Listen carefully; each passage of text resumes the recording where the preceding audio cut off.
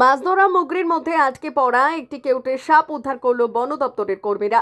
জানা গেছে, উলুবেড়িয়া ১ নম্বর ব্লকের মৌবেশিয়া হালদার পাড়ার বাসিন্দা রামকৃষ্ণ হালদার মাছ ধরার জন্য জমিতে মুগরি পেতেছিলেন।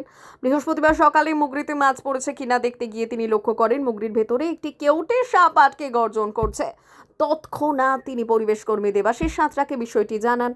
এরপর দেবাশিস জমি থেকে মুগরি তুলে নিয়ে আসেন। পরে তিনি বন দপ্তরে খবর দিলে বন দপ্তরের কর্মীরা ঘটনাস্থলে পৌঁছে সাপটিকে উদ্ধার করে গর্জমুখ প্রাণী চিকিৎসা কেন্দ্রে নিয়ে যায়।